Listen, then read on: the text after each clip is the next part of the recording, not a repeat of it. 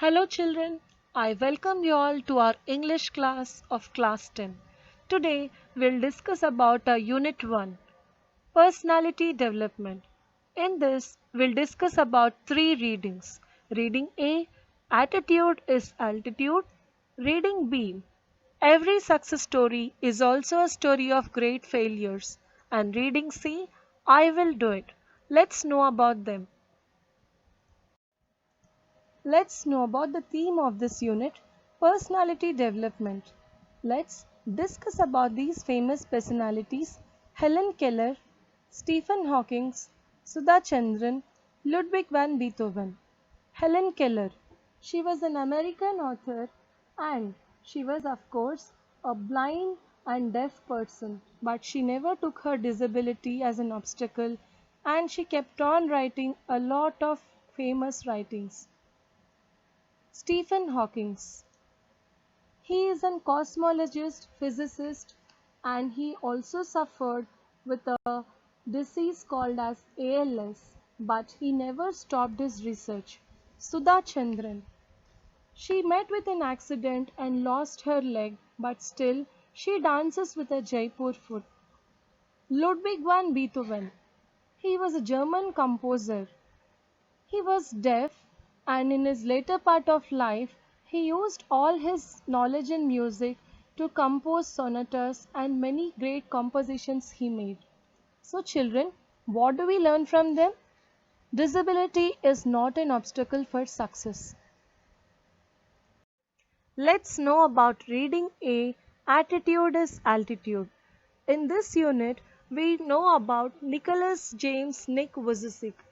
He is a person who stands as an inspiration to others with his great qualities like faith, courage, hard work, and perseverance, though he is a disabled person. Children, let's know about Nick in detail. Nick was born on 4 December 1982 in Melbourne, Australia, with a rare disability called as phocomelia. It was characterized by absence of four limbs. His disability came as a shock to his parents. Nick has a small foot on his left hip which helps him balance his body and enables him to kick. He calls it chicken drumstick. He uses his one foot to type, write with a pen, and pick up things between his toes. His mother was a nurse and his father was a computer programmer and accountant. His parents did their best to make him independent from the beginning. So, isn't it inspirational to know about such person, children? Nick's parents always wanted him to be independent, and in this process, they were trying to be very practical. His father gave him courage to learn how to swim by putting him in water at 18 months. He even learned football and skateboarding. His father taught him how to type with his toe at just 6 years. He has an electric chair for his mobility and a team of carers to help him. When he was just 8 years old, he was deeply depressed and went to his mother and told him that he wanted to kill himself. His mother stood by him and gave him a great support. At the age of 13, he was inspired after he read a newspaper article about a disabled man who had managed to help others. He then realized and understood that God has given him this life to give hope to others. So from that day onwards, he decided to use his life to give hope and to encourage other people. In 2008, Nick went to Hawaii and was trained in surfing by Bethany Hamilton, who had no arm as it was bitten by shark when she was 12 years old. Nick was on the cover of Surfer magazine with his feat of doing 360-degree spins during his surfing. He was able to do this because of the low center of gravity that he had. Nick had even won a lot of awards in this process of motivating others. Nick won the Australian Young Citizen Award in 1990 for his bravery and perseverance. Nick has traveled more than 24 countries and many more as of now, speaking to many group of peoples, more than 1100,000. He gave a message: if I fail, I try again. If you fail, are you ready to try again? And again. Keep trying until you reach your goal. He keeps telling to people to always keep loving themselves and spread this message of faith and hope around the world. Nick presents values, principles, attitudes, and perspectives that challenge and equip the people to overcome their adversities. Children, take this inspiration from Nick and you also try doing something great in your life. Now let's know about reading B. Every success story is also a story of great failures. Shiv Khera, the author of this lesson and a motivational speaker too, discusses about how to deal with a failure in your life and how strongly bounce back to life without being depressed. Failure is the highway to success. If you study history, you will find that all stories of successful people are also the stories of great failures. In this regard, let's know about such great people who are very successful. Let's know about Abraham Lincoln, the 16th President of USA, rendered his service at the age of 52 after being defeated in the election many times. He didn't lose hope and didn't give up his efforts. Lee D. Forrest, the inventor of Triode tubes, was charged by district attorney for using fraudulent means to mislead public, and he was publicly humiliated. He invented Audion, a vacuum tube that takes relatively weak electrical signals and amplifies them. Colonel Sanders. He was the founder of KFC chain restaurants. At the age of 65, he knocked on more than 1,000 doors before he got his first order. Walt Disney, a young cartoonist, faced many reflections from his newspaper editors, who said that he had no talent. One day, a minister at a church asked him to draw some cartoons. When he saw a small mouse, he was inspired and drawn a Mickey Mouse. It was the start of his success. Thomas Alva Edison.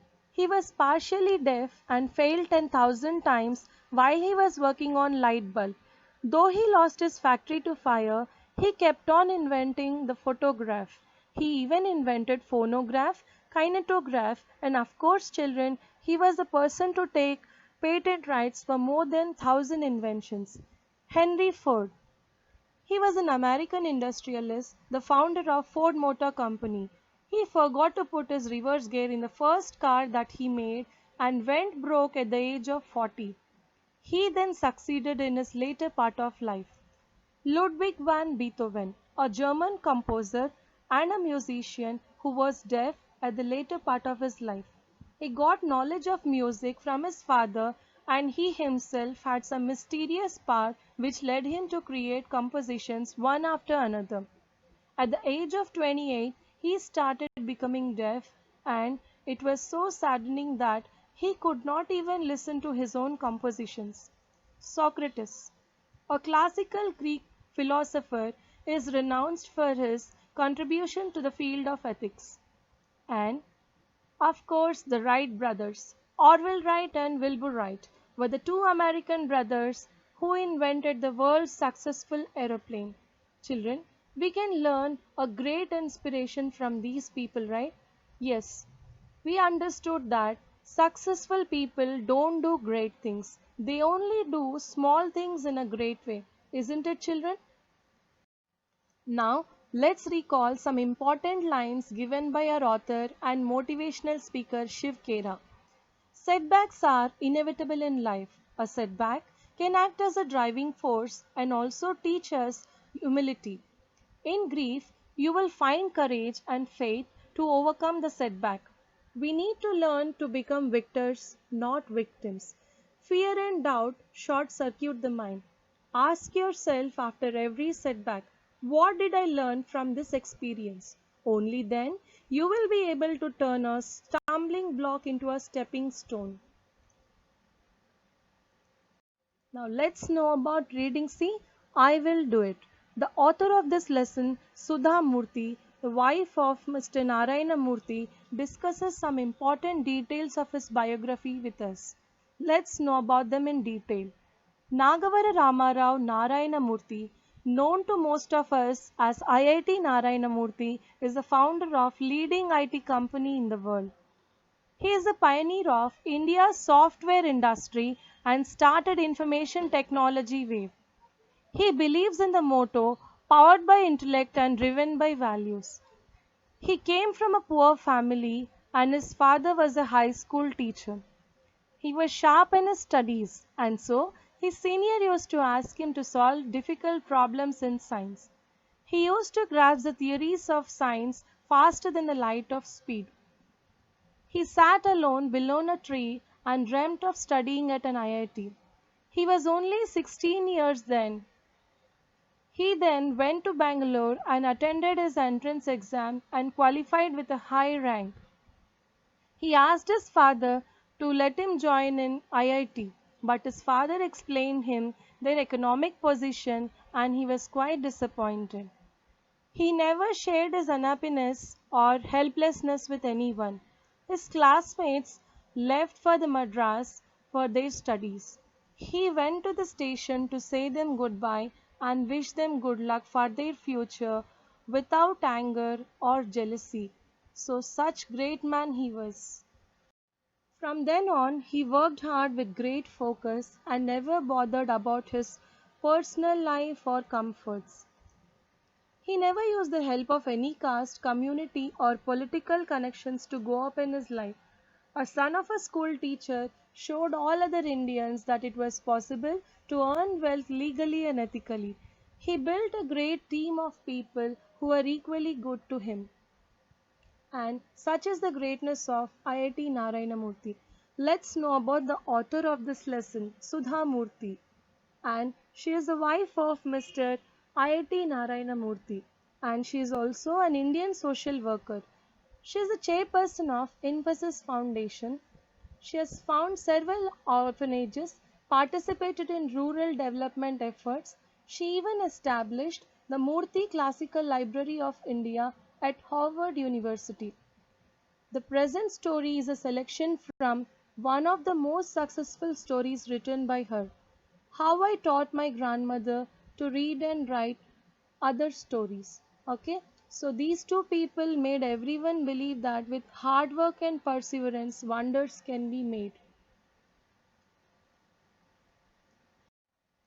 Let's discuss about vocabulary and grammar given in this unit. Under vocabulary, let's know about one-word substitutes.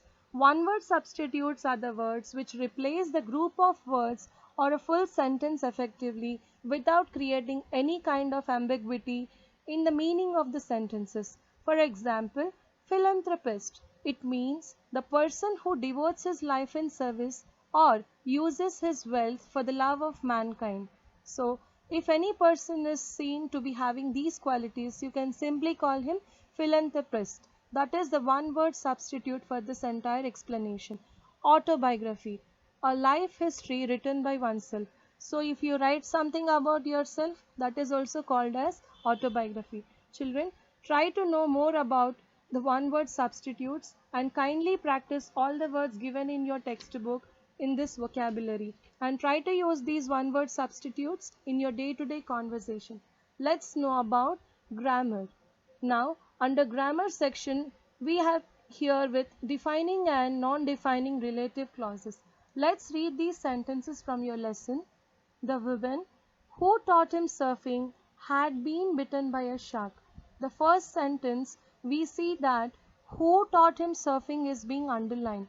So, if we avoid that and read it, the woman had been bitten by a shark. So, here you see who taught him surfing is actually defining the woman. It is telling that this is the woman who actually teaches surfing. So, it is defining. So, the clause which is underlined is defining. So, that is called as defining relative clause. In the next sentence, that is sentence number 2, Nick, who was teased and bullied, had an electric chair for mobility. So here you observe that Nick had an electric chair for mobility. If we read it, by avoiding the underlined part is only the information about Nick and who was teased and bullied. The underlined clause is only adding an extra information to the Nick situation, but it is not defining, right? So that is why this is non-defining relative clause. In sentence 1 and sentence 2, try to observe the changes that I have discussed. And remember children, a non-defining clause is always preceded by a comma or hyphen, like in sentence number 2. After Nick, you see a comma, right? So that is why this is a non-defining relative clause. Now, let's know about the discourses that will be asked in this unit. Children, here the major discourses mostly you can see are the conversation questions. Okay, first I remind all of you to practice the outlines of the discourses. A conversation is clearly a dialogue that happens between two speakers and that must follow a proper way of exchange. So, when you're writing a major discourse, please see that you are at least writing 7 to 8 exchanges for a 10-mark question. So, you have to put yourself in their characters and try to answer these questions.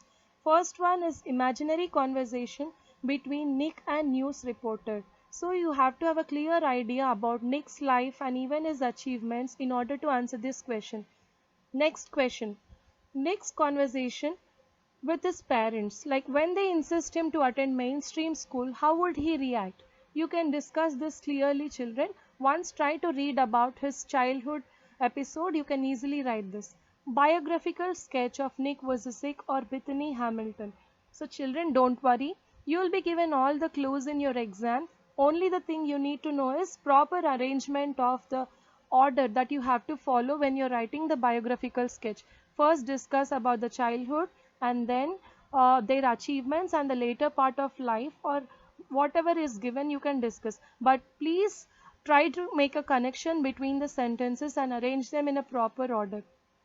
Fourth question, conversation between Socrates and a young man who wished to know the secret of success. So, this is an interesting episode, children.